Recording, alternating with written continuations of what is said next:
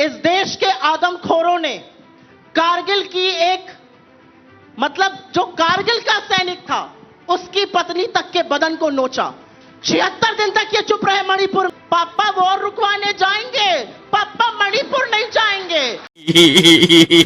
पापा का विमान जो है वो मणिपुर के नाम पर रुक जाए। नमस्कार दोस्तों, स्वागत है मेरे YouTube चैनल पर। दोस्तों, आपको पता है कि हरियाणा में विधानसभा का चुनाव होने वाला है, जिसके लेकर वहां पे एक शिखर सम्मेलन रखा गया था, जिसमें कांग्रेस की प्रवक्ता सुप्रिया सिनेत मौजूद थी, वहीं बीजेपी के प्रवक्ता गौरव भाटिया भी मौजूद थे।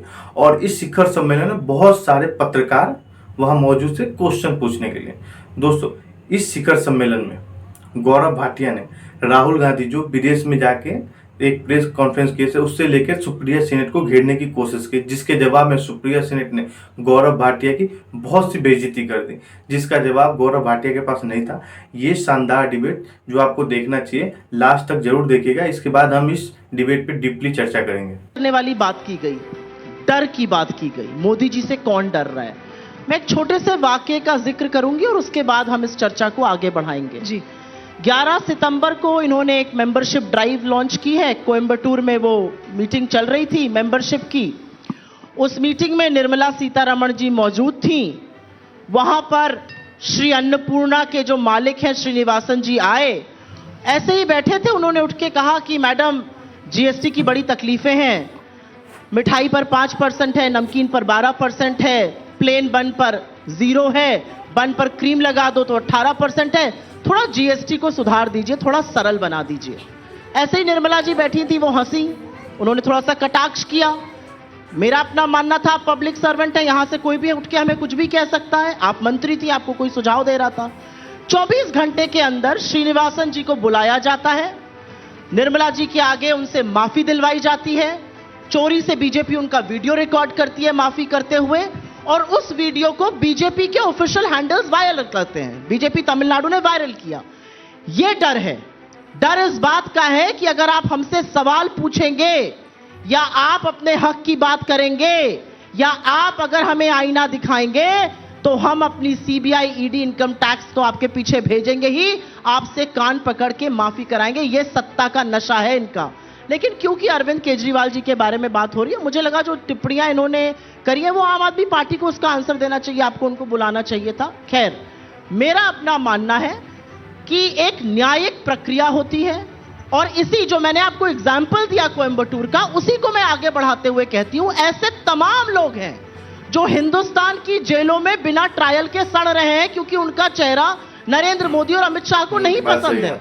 राजनीतिक प्रतिशोध के कारण जल रहे हैं, कुछ स्टूडेंट्स हैं, कुछ एक्टिविस्ट हैं, कुछ ऑफिसर्स हैं, तमाम ऐसे लोग हैं। कोर्ट को उनका संज्ञान लेना चाहिए। मेरा अपना मानना है, जब यह शराब घोटाला हो रहा था तब बीजेपी के 8 विधायक असेंबली में, 7 इनके सांसद, तमाम इनके काउंसलर, ये लोग तो चादर तान कर सो रहे थे। शराब घोटाले पर एक्चुअल कंप्लेनेंट हम हैं। लेकिन मेरा अपना मानना है कि न्याय संगत कार्रवाई होनी चाहिए। बेल अगर नॉर्म है तो बेल मिलनी चाहिए। Bail, if jail is the norm तो आप जेल करिए। हमारे कानून में बेल इज द नॉर्म। मेरा अपना मानना है, हमारी कोई तकलीफें नहीं बढ़ रही हैं। इन्होंने बोला ना तकलीफें और पलटने पर, और ये मैं 30 सेकंड में कहकर अपनी बात खत्म करती हूं। जी, हमारी तकलीफ इसलिए नहीं बढ़ रही है क्योंकि हम तो प्रचंड बहुमत से अपने दम पर हरियाणा भी जीतने जा रहे हैं और जम्मू कश्मीर भी जीतने जा रहे हैं। आपको जनता आईना दिखाएगी, हम तो दिखा ही रहे हैं। पलटने की जहां तक बात है ना, एलटीसीजी टैक्स पर आप पलट गए, उसके बाद आया लैटरल एंट्री, आप पलट गए। रह रहकर कानूनों पर, चाहे वो यूट्यूब का ब्रॉडकास्टर्स बिल हो, आप पलट गए। वक्फ बोर्ड पर आप पलट गए। हर चीज पर तो आप पलट रहे हैं। आप तो कहते थे एनपीएस सबसे अच्छा है, यूपीएस लाकर आप पलट गए। पलट आप रहे हैं। चाचा जी नीतीश से नाम पलटू राम अब आपने रख लिया है और बातें हमारी करते हैं। मेरा अपना मानना है कि बीजेपी का सत्ता का जो मद है वो इस कदर सिर पे काबिल है कि उनको लोग भी नहीं दिख रहे हैं, और वही लोग आपको आईना दिखा रहे हैं।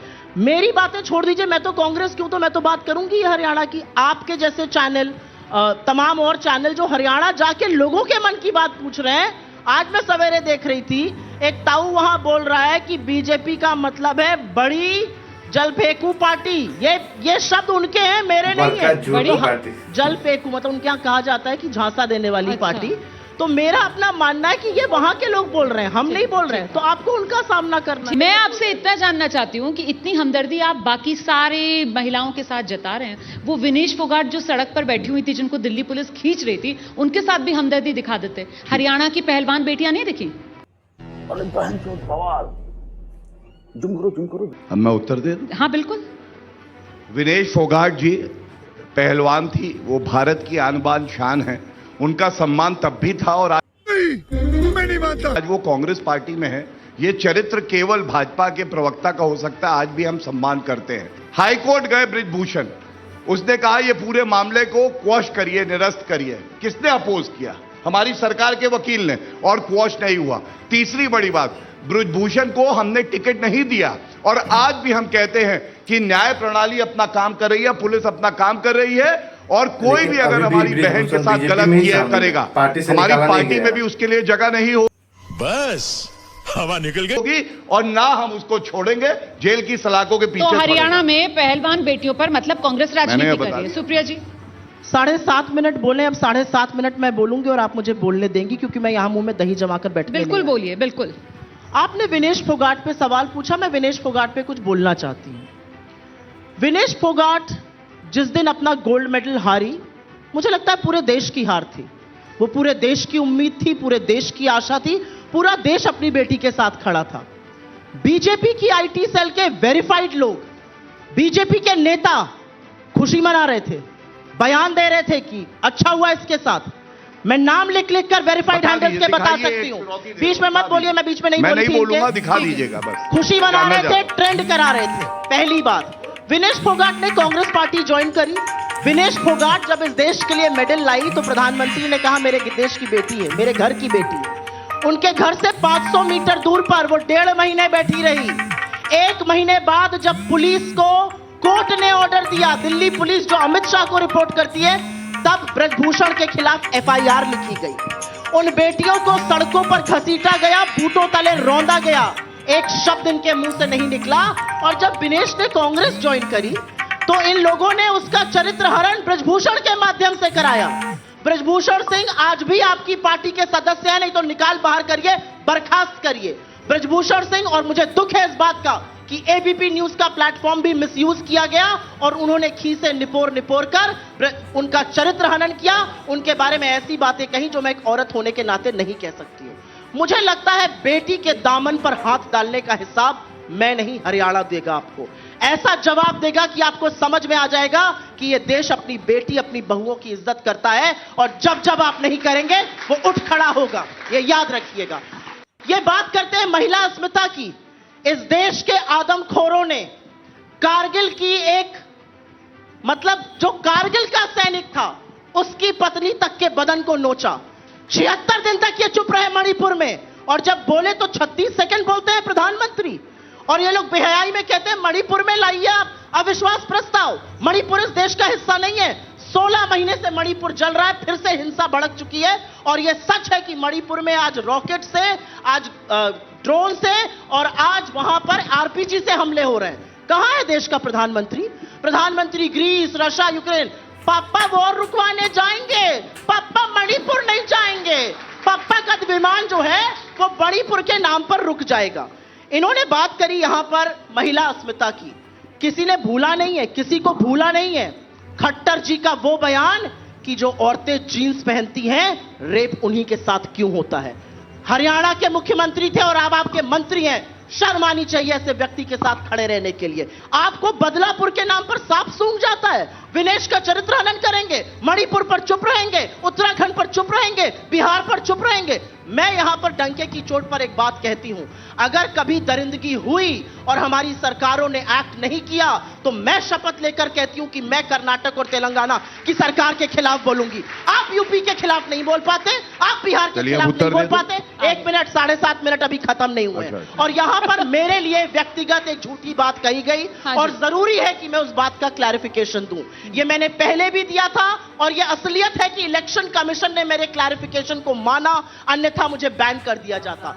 मैंने कंगना जी के लिए कोई बयान नहीं दिया था, मेरे ट्विटर पे कोई उनका वक्तव्य नहीं था। किसी ने गलती से एक पोस्ट किया, उस व्यक्ति को मैंने नौकरी से निकाला।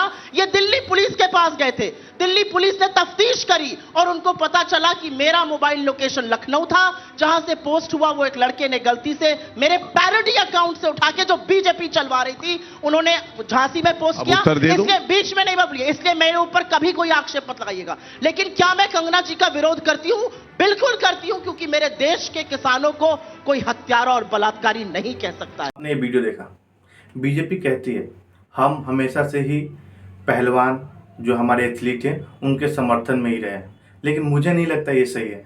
मुझे लगता है ये बीजेपी झूठ बोलती है। दोस्तों, यही पहलवान जब 1.5 महीना 2 महीना सड़कों पे बैठे थे तो इन पे लाठीचार्ज हुआ, इनको घसीटा गया, तब बीजेपी का कोई भी बड़ा नेता इनसे मिलने की ख्वाहिश जाहिर नहीं की और ना ही कहीं मिलने गया। और रही बात रसिया यूक्रेन युद्ध की, तो दोस्तों आपको पता है कि 2 साल हो गए इस युद्ध को चालू हुए। अब 1 साल पहले मोदी जी ने कौन सा युद्ध रुका दिया मुझे नहीं मालूम, ये एक प्रोपेगेंडा था, ऐसे ही प्रचार फैलाया गया इलेक्शन जीतने के लिए, मोदी जी ने वार रुका दिया, ऐसा कुछ नहीं हुआ था। दोस्तों, आपने ये वीडियो देखा तो हमारे चैनल को सब्सक्राइब और वीडियो को लाइक जरूर कीजिएगा। जय हिंद।